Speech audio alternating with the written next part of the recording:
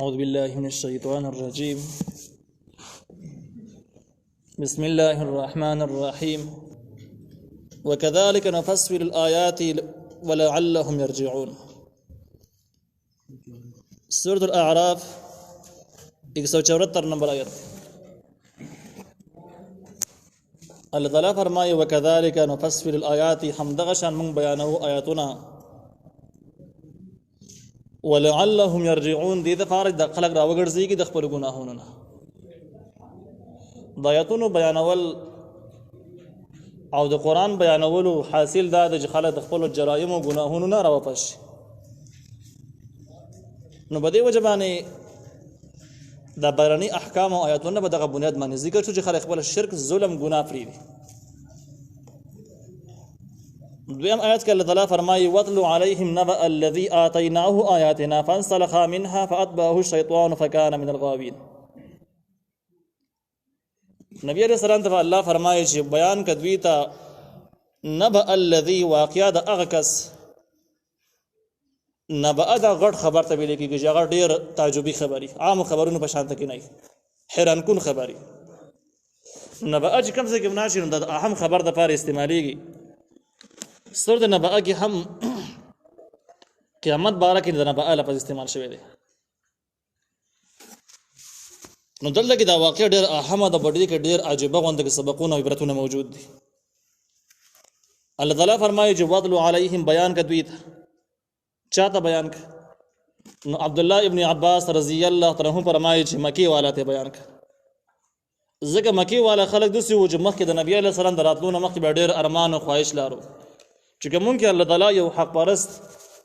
هدایت یافته سړی پیدا کړو نو موږ به د هغه په نګرانۍ کې د الله تعالی رضا حاصل کړو، په دین او شریعت باندې به عمل وکړو. خو افسوس دی چې موږ کې څوک شته نه، بس دغه بتانو ته پراته یو، د عامو خلکو خبرې اورو. او چې کله نبی علیه السلام په دغه خلکو کې دننه پیغمبر شو صحیح د دلایلو ثبوتونو سره، نو اولنۍ دشمنان به د مکې خلک ثابت شو. نو عبدالله ابن عباس رضی الله تعالی عنہ فرمایي چې د دې مخاطبین مکی والا دي. دویم روایت پکې دا دی چې د دې علیهم نه مراد بنی اسرائیل دي، ځکه بنی اسرائیل د نبی علیه السلام د راتلو نه وړاندې، چونکې تورات او انجیل کې د نبی علیه السلام تفصیلات موجود وو، نو دوی به ارمان کوي چې اخیری پیغمبر را پیدا شي او په هغه زمانه کې موږ موجود وي او د دې پیغمبر سره موږ مرسته کړې وي، څومره لوی اعزاز به موږ حاصل کړی وي. خو چې کله نبی علیه السلام پیغمبر شو، نو اولني بیا لوی دشمنان چې کوم اهل کتاب چې په اسلام به اعتراضونه کول، په نبی علیه السلام به اعتراضونه کول او دایره دنیوي اغراض او مقاصد لپاره کول. مخکې په آل عمران کې هغې خلاصه موږ ویل چې اهل کتاب د نبی علیه السلام د پیغمبرۍ څومره قایلو او دشمنی په کم بنیاد باندې کوله. دغه وجوهات موږ وړاندې بیان کړي دي. ممکنه ده چې د علیهم نه مراد مکی والا هم شي او بنی اسرائیل ته هم مراد، ځکه دواړه اقوال پکې هم شته او دواړو سره صابون هم خوري. الله تعالی نبی علیہ السلام ته فرمایي چې وَاتْلُ عَلَيْهِمْ، بیان کړه دوی ته نبأ الذي، واقعا د هغې کس آتیناه آیاتنا چې موږ ورکړي هغه ته خپل آیاتونه، یعنې د آسماني کتاب او د آسماني شریعت علم یې لارو، عام سړی نه و، لوی عالم. دې ذکر کې یو داسې عالم واقعه ذکر کېږي چې محدثینو په هغې په باب کې اگر چې اقوال مختلف دي، لیکن اکثریت په دې باندې د زیاتو قوي دلایلو نه معلومیږي دا چې دا یو داسې عالم دی چې بلعم بن باعوره نومې تاریخ نقل کړی دی. دا د بیت المقدس سره نږدې د کنعان نومې علاقه کې دا سړی اوسېدو. ځینې روایاتو کې دا دی چې دا د جبابره د قوم نه و، چا ویل چې دا د اسرائیلي د قوم نه و. خو دا یو لوی عالم. دی عالم ته اسم اعظم چې د الله تعالی د نومونو یو علم دی چې تقریبا دې زمانه کې الله تعالی د دنیا نه اوچت کړی دی، نشته. اسم اعظم علم یې لاره او په دغه اسم اعظم سره به چې کله دعا وغوښتله الله تعالی به قبوله. په دې خبره باندې ډېر زیات مشهور علم یې هم لاره، تقوا یې هم لرله او مستجاب الدعوات دعاګانې به قبلېدلې. نو چې کله فرعون غرق شو، مصر د بني اسرائیلو په قبضه کې راغی او د بني اسرائیل د مصر د فتح کېدو نه بعد الله تعالی بني اسرائیل ته وویل، حکم راغی، موسی علیه السلام ته وحی وشوله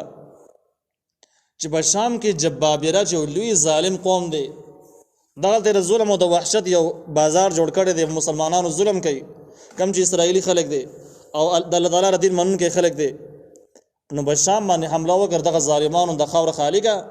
او دغه لګ اسلامي نظام او عادلانه نظام قائم کړ. موسی علیه السلام د یو لوی لښکر سره شام ته ځان ورساو. ډېر زیات بنی اسرائیل ورسره دي. هلته چې کله ورسېدو د موسی علیه السلام د پیغمبرۍ واقعات د دنیا ګوټ ګوټ ته رسېدلي او د فرعون د غر کېدو د بنی اسرائیل د بری کېدو د واقعات هر چا ته معلوم، د جبابره ته معلوم. جبابره په دې باندې مطمئن و چې د بنی اسرائیل له دومره لوی قوم سره راورسېدل، موسی علیه السلام یې رهبر دی او چې د فرعون د مصر فرعون یې نسکور کړی دی نو موږ ته څه نه ښکارو. دې کس دعاګانې هم قبلېږي، د خلک هم غیرتي دی، د انقلاب هم ډېر عجیبه دی، د دې مخې ته زموږ جنګېدل ناکام معلومیږي. او په دې باندې هم مطمئن و چې په دغه علاقو کې بلعام بن باعوره هم اوسېږي، هم لوی عالم دی، دعاګانې قبلېږي. د جبابره یو لوی افت د بلعام بن باعوره پسې راغی او ده ته یې وویل چې ګوره د موسی علیه السلام یو سخت خوی والا انسان دی، دې علاقو ته خپلې لښکرې راورسولې،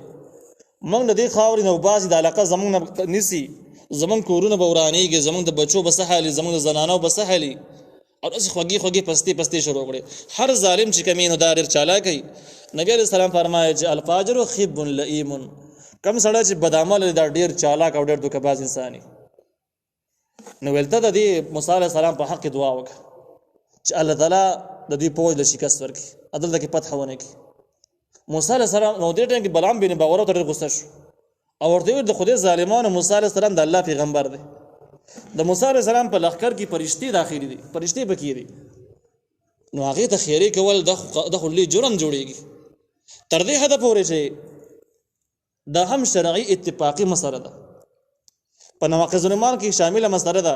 چې په حالات جنگ کې د کفر سره تعاون کول، اگر که په معمولی خبره باندې ولې نه، که دعاګانې ورلغواړي او که ښه خلک ورته وي او که هغې دپاره څه جنګي مواد سپلای کوي، که پټ معلومات ورکوي، دا ټول یو شی دی. په دې سره د انسان ایمان ماتېږي، د نواقض الایمان مرتکب کېږي، ایمان یې ختمېږي. دا مسله اتفاقي ده. بلعام بن باعوره لوی عالم په دې مسله باندې پوهېدو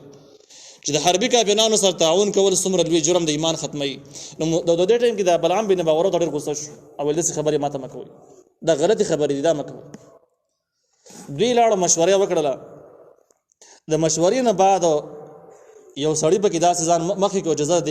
بلعام بن باعوره سره ښېګڼې شروع کوم، په احساناتو کې بیا راولم. نو الانسان عبد الاحسان، انسان د احسان غلام دی، چې ښېګڼه ورسره وکړي بیا شرمېږي، قریب سترګې ښکته یې څه نشي ویلی. نو بیا به د هغې نه بعد به دا فرمایش بیا وړاندې کوو. نو د یو سرو زرو د مختلفو سامانونو یو لویه ډالۍ جوړه کړې وه او راوړله، بلعام بن باعوره ته یې حواله کړه.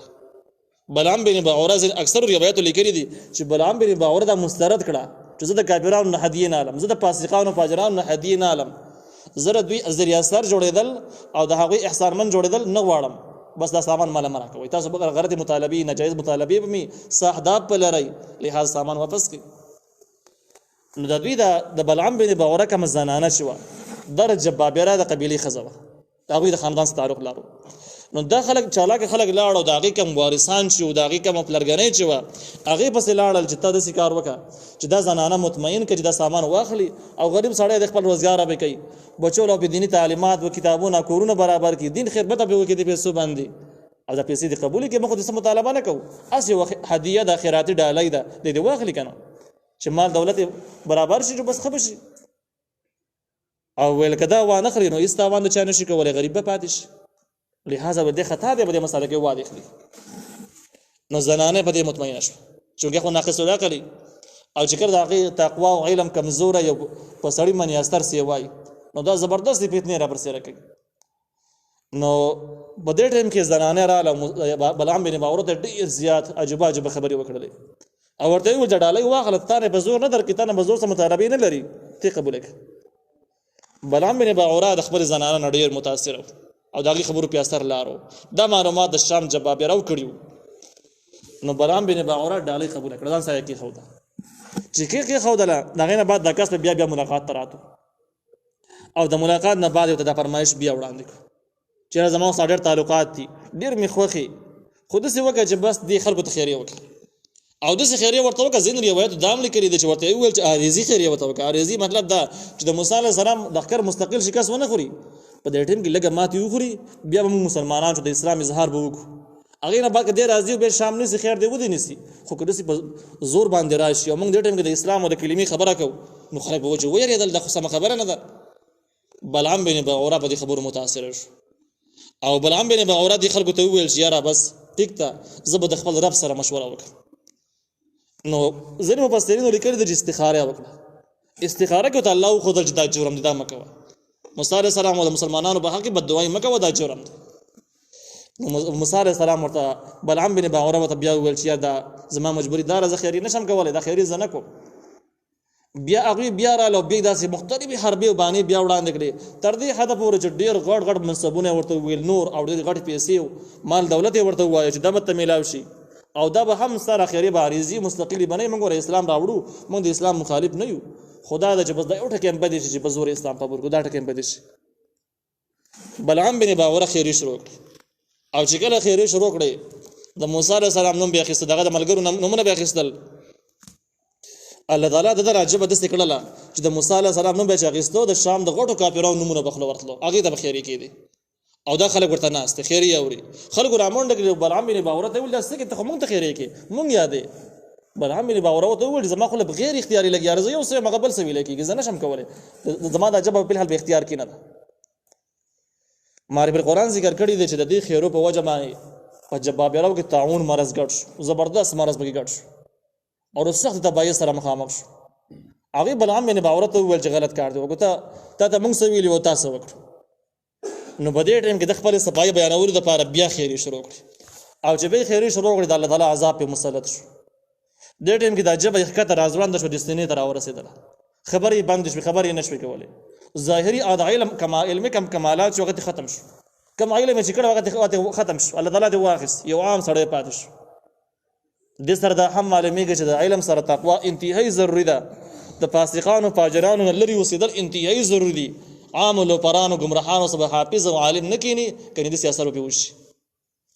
نو بیا چې کله علم دې ختم شي د هغې سره تقوا ذکر اذکار هغه به خود ختم شو چې کله هغه ختم شو نو د حالات بدل شو او د بس شیطان پسې ولګېدو تر دې حده پورې چې مکمل یې د یخ نه غر کړي چې کله بلعام بن بعوره ته پته ولګېدله چې زما خیري اوس نه قبلېږي زما ایمان لاړ زما علم لاړ هېڅ شی اوس پاتې نه دی نو د جبابیرۍ راوغوښتل مشران یې راوغوښتل هغوی ته یو نصیحت وکړو هغې ته یې وویل زما دعاګانو به تمه چې نور نه شي نور یې نه قبلېږي ختم شو زه ختم شو زما دنیا او آخر دواړه برباد شو دې ټیم کې ځکه چې جواب مې کته راځانګي زما عمر به ډېر نه وي او دغه شان دعا خو مې نه قبلېږي آخرت مې هم تباه دی خو تاسو داسې کار وکړئ که د موسی علیه السلام د پوج شکست تاسو غواړئ د هغې دپاره سیره ساره طریقه دا ده چې کوم قوم په فحاشۍ کې مبتلا شي په حرامو کې مبتلا شي دغې قوم باندې الله تعالی عذابونه مسلط کوي د دې نه غیرت اخلي نو دا بغیر د جنګ نه بس وهلی قوم د چې څنګه وهی بیا په دې کې غیرتونه نه وي کم خلک چې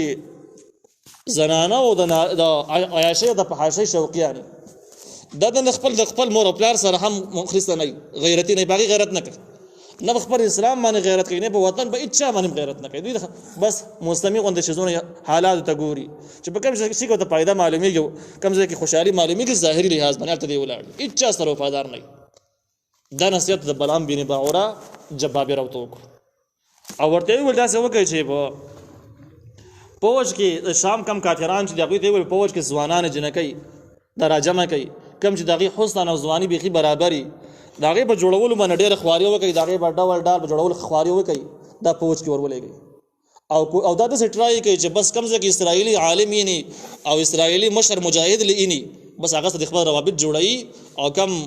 هغه ناجایز حرکات چې هغه دې ورسره کوي بیا چې دغه اسرائیلو څه مطالبات دې ته انکار نه کوي هغه دې ورسره مني په دې طریقه باندې به د موسی علیه السلام په لښکر کې زناکاري په عیاشي جوړه شي او پټ یارانې به ګرمې شي چې کله دا مرض پکې جوړ شو نو بس بې اسلحو والو ته ضرورت نشته دا بغیر د جنګ نه دا وولی شو نو په دغې باندې هغوی کار شروع کړو شام کافرانو په دې باندې کار شروع کړو ښځې راولېږلې فوج کې برتۍ شولې او دا راغلې بس ځان یې جوړ کړی و معرف القرآن یو واقعه نقل کړې ده چې په دې کې د اسرائیلو یو مشر سره رابطه ونیوله یوه زنانه او بې خواله راله ورسره اوسېدله د خپلو خپلوانو ملګرو ډېر دا ملامت کړه چې غلط کار مه کوه خو دې ویل نه بس دا زما خوښه دا زما زړه داسې غواړي او دا غینه بعد موسی علیه السلام ورته پیغام راولېږه، دا پیغام قبول نکو چې دا ښځه وشړه ځان نه لرې کړه. د دې واقعې نه بعد چې موسی علیه السلام پکې هم خپل نصیحت راولېږه عملي نه شو. داسې واقعات نور هم وشو، خو دا پکې د یو مشر واقعه وه. الله تعالی د فرعون په قوم باندې، د بني اسرائیلو په قوم باندې، د موسی علیه السلام په لښکر باندې طاعون مرض راولېږه. او روایتو لیکلي دي چې په دغه جنگي میدان کې 80,000 کسان بني اسرائیل د طاعون مرض د لاسه مړه شو. چې کله مړه شو موسی علیه السلام اعلان وکړ چې په قوم کې، په مجاهدینو کې، په لښکر کې چې کوم دنو حرامکاري شروع ده او تحقیقات یې وکړي چې په کومو ځایونو کې دا مرض په سختۍ سره بند کړي. بني اسرائیلو مجاهدین رااله او دغه سړی ګرفتار کړو او دی مړ کړو، او دا سړی د هغې نه بعد بیا زورن کړو، دا زنګېدو. دا واقعه ما په قرآن نقل کړې ده. د دې نه بعد یې سخت اعلان وکړو چې کوم کس د قبطي د جبابرو زنانو سره رابطې معلومې شولې نو هغې سزا به ستوي، ته مخې سره به قتل یې، زورندول به او دا به ځانګې خلک پېژني. د دې واقعې نه بعد طاعون مرض ختم شو او بني اسرائیل چې کوم دي هغوی حالات ښه شو. وروسته به یې شام علاقه ونیولی شوه، د مجاهدینو په لاس باندې راله او دا سړی چې کوم دی د کافر دنیا نه تېر شو. کوم چې بلعام بن باورا د دومره علم باوجود د کافر دنیا نه لاړ. دا واقعه نبی علیه السلام ته الله وایي چې د مکې والاو ته او اهل کتابو ته بیان کړه او دا ورته وښایه چې کوم آسماني کتابونه او د آسماني آیاتونو نه مخ واړئ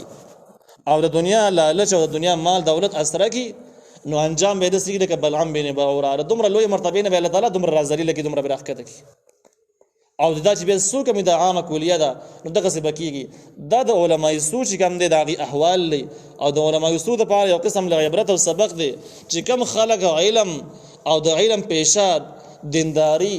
دا دنیا د ګټلو دپاره یوه ذریعه جوړوي، د هغوی انجام هم دغسې لکه څنګه چې بلعام بن باوره دی. علمي برکات، علمي صلاحیتونه به الله ختم کړي، شیطان به غالب شي، آخري انجام به یې تباه و برباد شي. نو الله تعالی نبی علیہ السلام ته فرمایي وَاتْلُ عَلَيْهِمْ بیان کا دوی ته نبأ الذي واقعه د هغه کس آتیناه چې موږ ورکړی دی ته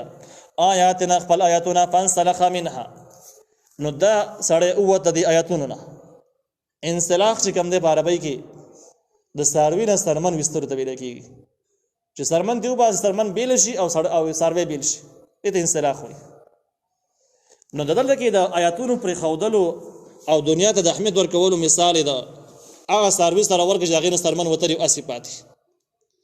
د دې تشبیح حاصل دا دی چې د انسان دپاره علم او د هغه دپاره چې کوم ده پرهیزګاري ده په شان د څرمنې ده. او چې کله د انسان د پرهیزګاري او علم لاړو هسې شو،